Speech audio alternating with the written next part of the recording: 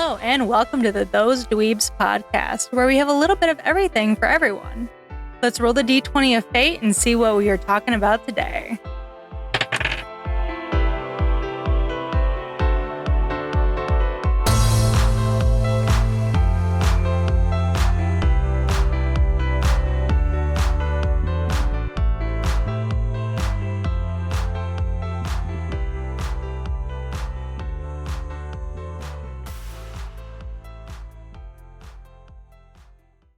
Hello and welcome to this week's episode, and we are going to be doing something a little different. We're going to be reading from Does a Bear Shit in the Woods by Caroline Taggart? Yeah. And this is Answers to Rhetorical Questions. So, for a little background, I work at a library, and so I always end up going through the books, and I came across this book, and the title just caught my eye, and I started laughing, honestly, but I could not pass it up, and so I figured, why not go through, answer some of those, questions people ask, and have a little fun with it, So, let's get into it. Gotta turn on my light so I can see a little better. Don't get old, kids. Your eyesight goes to shit first. So, the introduction. Just in case you're wondering, a rhetorical question is a question that doesn't expect or require an answer, used for dramatic effect. Fowler's modern English usage elaborates by saying, the assumption is that only one answer is possible and that if the hearer is impelled to make it mentally himself, it will impress him more than the speaker's statement.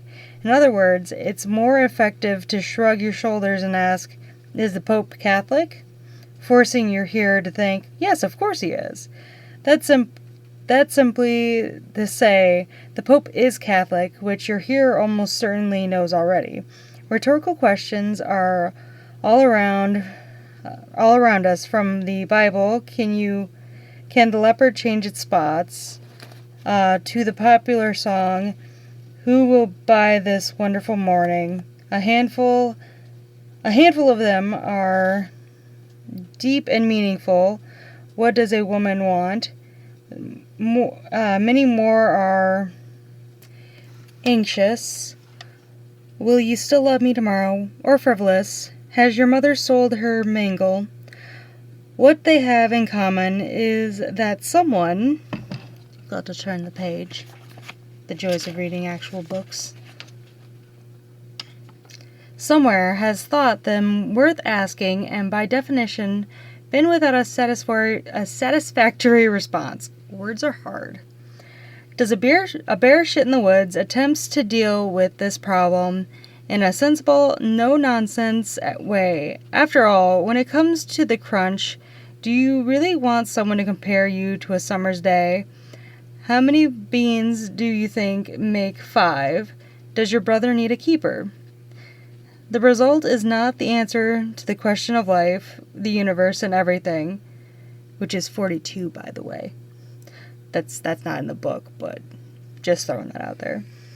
It's a potpourri of quotations from Shakespeare and the Marx Brothers, advertisements for burgers and slogans for political campaigns, lines from action films and titles of love songs, something for everyone, you might say. Or, to put it another way, what's not to like? So, that's just with the introduction.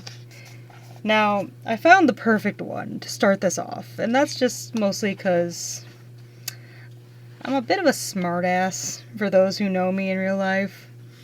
Now I just gotta find it in all, the little ones I tagged. Now the other question is, how many people still actually use rhetorical questions? Because I feel like I use them quite a bit. But the very first one we're going to use is, Where do I begin? Try page 1. I saw that one. I'm like, okay, I have to. But that's just the smartass in me. So, yeah. Now we will get into some of the ones that I tagged that I found really funny, or just, I wasn't expecting the answer that it was. And the first actual one I'm going to do is, can you hear me, Major Tom? Sadly, no. According to the 1969 David Bowie song Space Oddity, something has gone badly wrong with Major Tom's spaceship, and he will not be hearing anything ever again, particularly as even the loudest unamplified sound, such as a bomb going off, can rarely be heard over a distance more than 300 kilometers, 200 miles, and usually a good deal less. Nowhere near far enough to reach eardrums drifting through space. The fact that Major Tom had really made the grade may have been some consolation, if he had heard it. I love David Bowie. I had to with that one. Now, the next one. And I don't even know if this one's going to be, like, a one I come back to. It was just one of those books I'm like, okay, I have to at least, like, jump into this a little bit. Because, sometimes you want those answers to those burning rhetorical questions. Now, do I feel lucky? Only you can answer this question. So do you feel lucky? Or as Clint Eastwood would put it, well, do ya, punk? The punk in question didn't. He was moral in counting the numbers of rounds someone has fired at you. It pays to be accurate.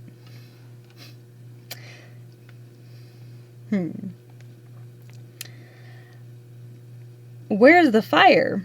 Early fires were pretty random, relying as they did on lightning strikes, volcanoes, maybe the odd superheated meteorite, that sort of thing. Once man got the hang of friction, though, useful in many ways, he never looked back. Today, your fire can be anywhere, provided you have equipped yourself with the means of ignition. Ignition, matches, fire arrows, flamethrower.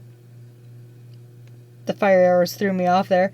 And some inflammable material. Clue: gasoline-soaked straw. Good steel reinforced concrete. Less good water. Forget it. Otherwise, replying in your eyes, you gorgeous beast, when asked the question by a police patrolman who has pulled you over for speeding, may not be the best idea you had all day. I shouldn't be laughing, but also that's really funny. I'm sure someone's probably used that too. That's what probably makes it even more hilarious. Alright.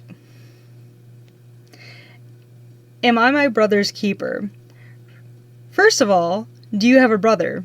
If not, you might as well turn the page and read about something else. If you do, does he actually need keeping, or would you be better advised to let him get on with his life? Legally, you could conceivably become your brother's guardian, if not keeper, should he not be yet at the age of majority when he loses his parents, or should he be physically or mentally unfit to look after himself. More improbably, you may also become your brother's keeper should he be the manager of a soccer or hockey team and decide to put you in goal. Nonetheless, this is not a recommended retort when God asks where your brother is, especially if, like Cain, you've done away with him. Yes. Now,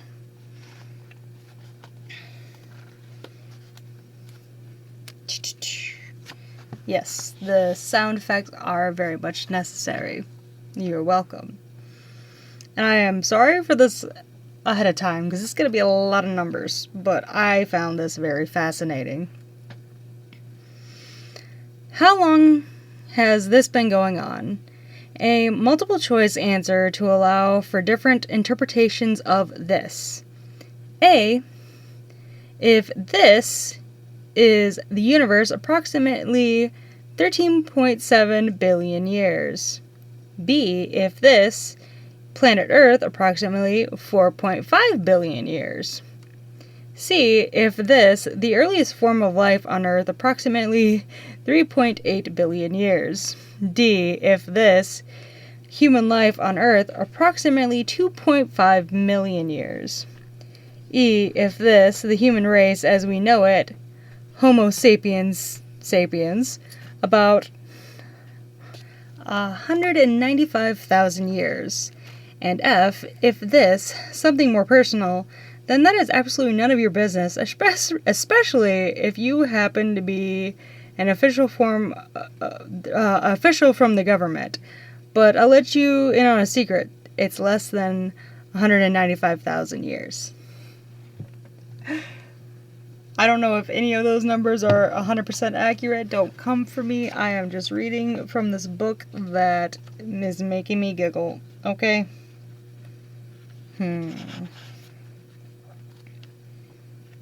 Alright, I found another one. It took me a second. How cool is that? A question usually expecting the answer, very cool, very, very cool indeed, which might be about as cool as saying driving around with the Fonz and a 57 Caddy, looking up at the stars from a beach in Rio, or watching a dog skateboarding.